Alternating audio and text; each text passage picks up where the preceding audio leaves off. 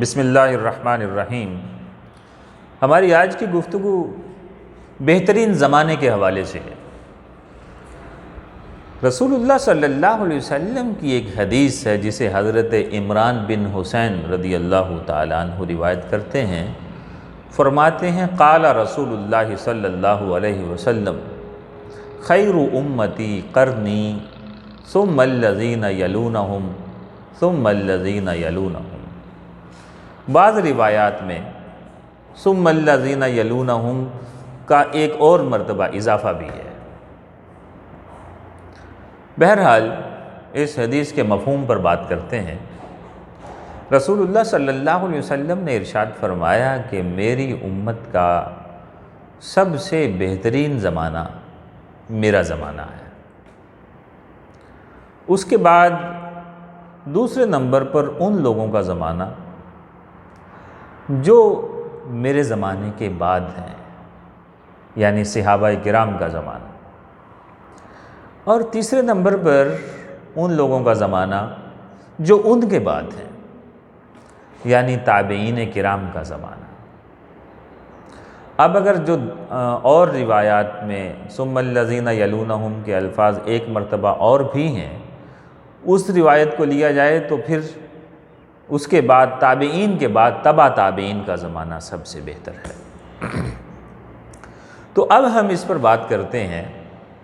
کہ آخر بہتری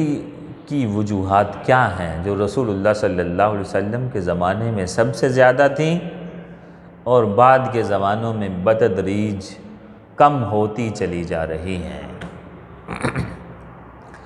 سب سے پہلی بات تو یہ سمجھ لیجئے کہ رسول اللہ صلی اللہ علیہ وسلم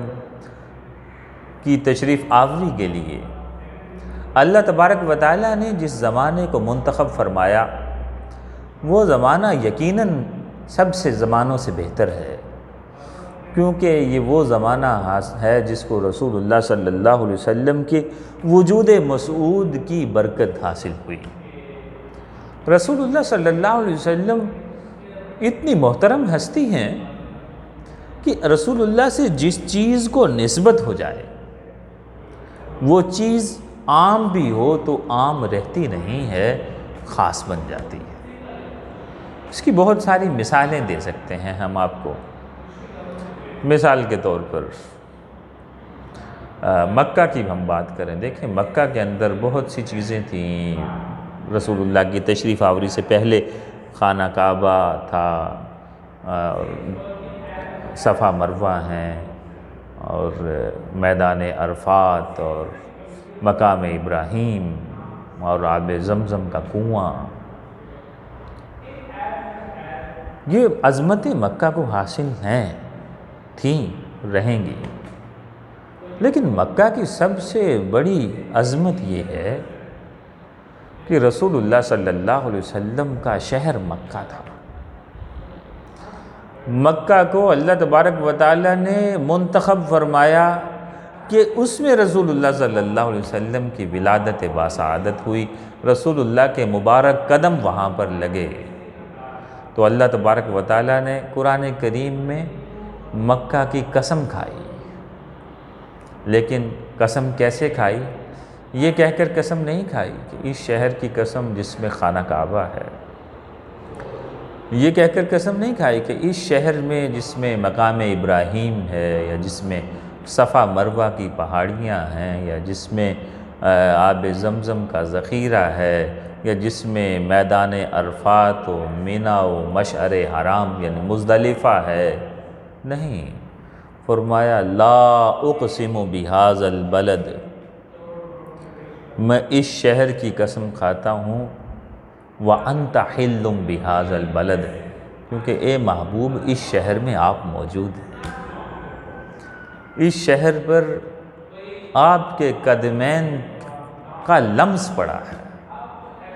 تو پتہ چلا کہ رسول اللہ کے قدموں کی برکت سے مکہ بھی عظمتیں پا گیا، اور رسول اللہ کے مبارک قدم جب مدینہ پر پڑے تو مدینہ کو پہلے یثرب کہا جایا کرتا تھا۔ یثرب کا مطلب ہے بیماریوں کی بستی، لیکن رسول اللہ کے قدم پڑے تو جو بیماریوں کی بستی تھی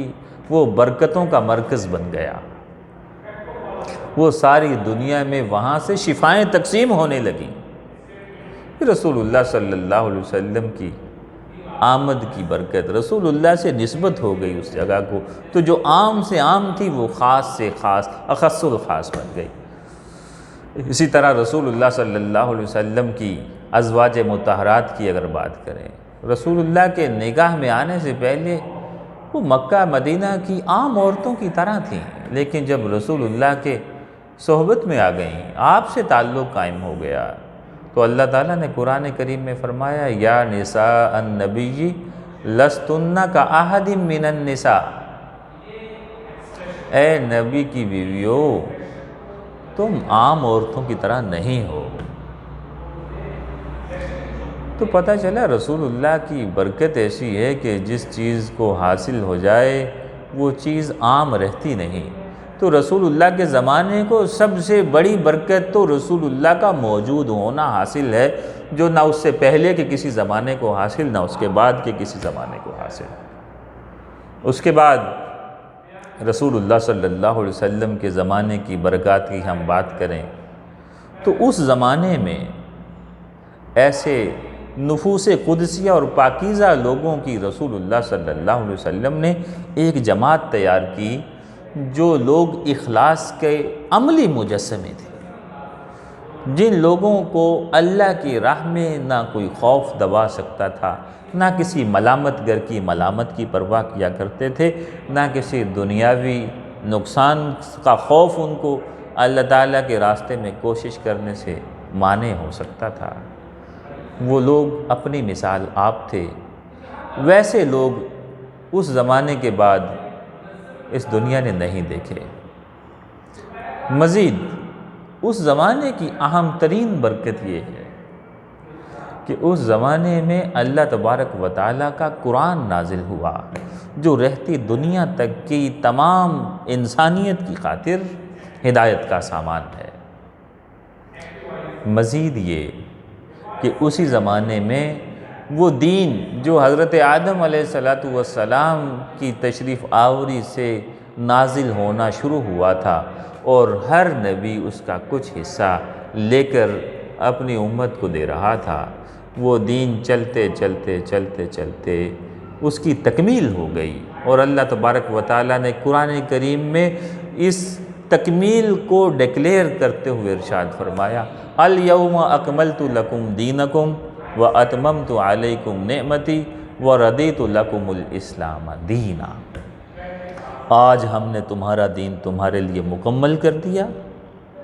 اپنی نعمت تمہارے لیے پوری کر دی، اور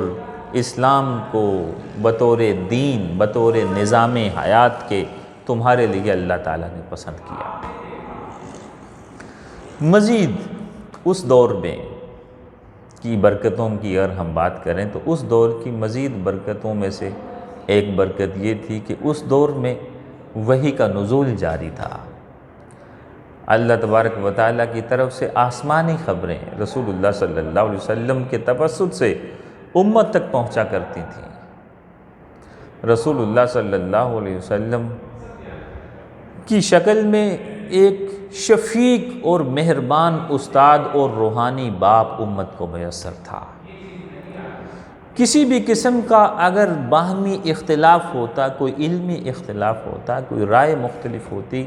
تو رسول اللہ صلی اللہ علیہ وسلم کی بارگاہ میں جا کر اس اختلاف کا حل مل جایا کرتا تھا۔ رسول اللہ صلی اللہ علیہ وسلم کے مبارک دور کی برکات کی طویل فہرست میں سے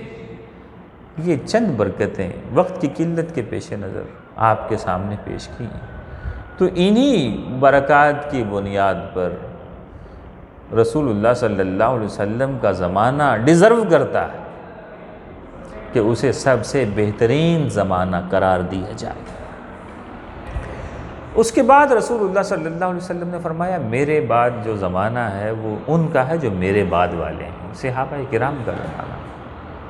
صحابہ کرام کے زمانے کی اگر ہم بات کریں تو صحابہ کرام کی کیا کہنے، رسول اللہ صلی اللہ علیہ وسلم کے مبارک ہاتھوں سے جن کی تربیت ہوئی، جن کی شخصیت کو رسول اللہ نے تراشا، ان کی شخصیت میں کہاں کوئی سکم باقی رہ سکتا ہے؟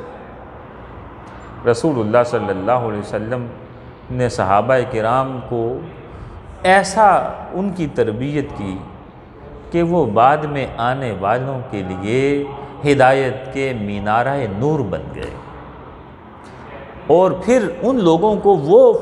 ایک فضیلت حاصل تھی جو کسی اور کو بعد میں آنے والوں کو حاصل نہیں ہو سکتی، اور کوئی اور فضیلت اس فضیلت کا مقابلہ نہیں کر سکتی۔ وہ فضیلت تھی رسول اللہ صلی اللہ علیہ وسلم کی زیارت کرنا، آپ کی صحبت پانا، رسول اللہ صلی اللہ علیہ وسلم کی ہم نشینی، رسول اللہ صلی اللہ علیہ وسلم کی ہم مجلسی، رسول اللہ صلی اللہ علیہ وسلم کے مبارک ہاتھوں پر اسلام قبول کرنا، رسول اللہ صلی اللہ علیہ وسلم کی دعوت پر لبیک کہنا، رسول اللہ صلی اللہ علیہ وسلم کی حفاظت کرنا، رسول اللہ صلی اللہ علیہ وسلم کے مشن کی سربلندی کے لیے اپنا تن من دھن جان مال اولاد کو قربان کر دینا، یہ مقام و مرتبہ انہی کا حصہ تھا، انہی کو حاصل تھا، اور انہی کو زیبا ہے کہ رسول اللہ کے زمانے کے بعد ان کے زمانے کو سب سے بہترین زمانہ قرار دیا جائے۔ اس کے بعد تیسرے نمبر پر تابعین کا زمانہ ہے۔ تابعین وہ خوش نصیب لوگ ہوتے ہیں، تابعین تابع کی جمع ہے۔ تابع اس شخص کو کہتے ہیں جس نے ایمان کی حالت میں رسول اللہ صلی اللہ علیہ وسلم کے کسی صحابی کی صحبت پائی اور پھر اپنے موت تک وہ ایمان پر ہی قائم رہا، ایمان کی حالت میں ہی موت آئی، تو ایسے شخص کو تابعی کہا جاتا ہے۔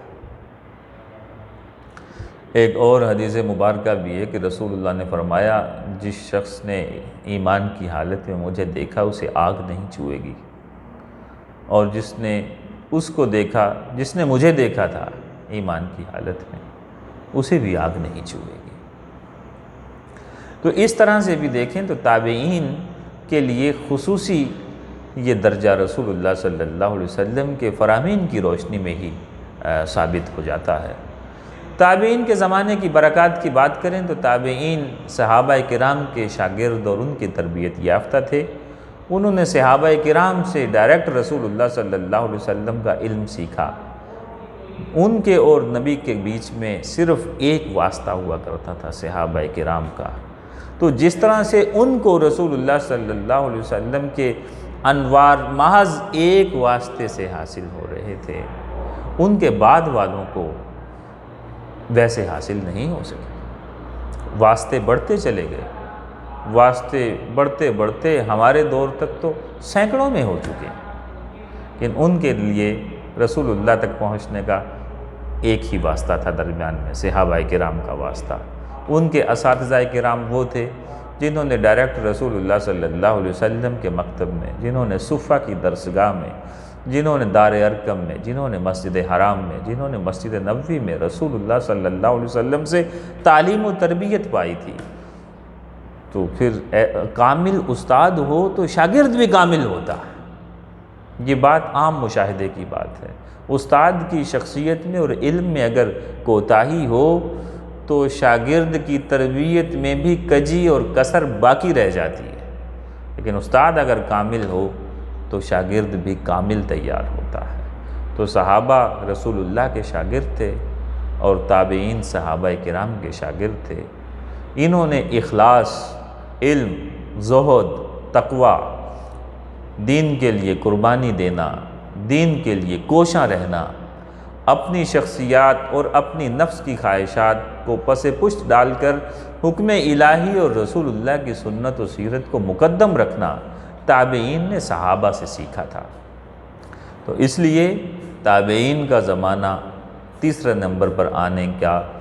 واقعی مستحق ہے، اور رسول اللہ صلی اللہ علیہ وسلم نے اسی لیے ارشاد فرمایا، خیر امتی کرنی، میری امت کا سب سے بہترین زمانہ میرا زمانہ، ثم الذین یلونہم، پھر ان لوگوں کا جو میرے بعد ہیں، ثم الذین یلونہم، پھر ان لوگوں کا جو ان کے بعد ہیں۔ اللہ تعالیٰ سے ہم دعا کرتے ہیں کہ ہم مسلمانوں کو جو رسول اللہ کے زمانے سے بہت بعد پیدا ہوئے، ان نیک زمانوں کی کچھ برکت ہمارے زمانے کو بھی عطا فرما دے، ان کا اس نیک زمانے کا فیضان، اس نیک زمانے کے نور کی چند کرنیں ہماری زندگی کو بھی روشن کر دیں، اور ہمیں بھی صحابہ و تابعین نے جو رسول اللہ صلی اللہ علیہ وسلم سے سیکھا تھا اس علم کے کچھ باتیں، کچھ انوار اور کچھ اس کے قطرے، اس دریائے رحمت کے چند قطرے ہمیں بھی نصیب ہو جائیں، ہم بھی اس کے مطابق اپنی زندگیاں سنوارنے کے قابل ہو سکیں۔ اللہ تعالی ہمارے لیے آسانیاں فرمائے، آمین۔ وآخر دعوانا ان الحمد للہ رب العالمین۔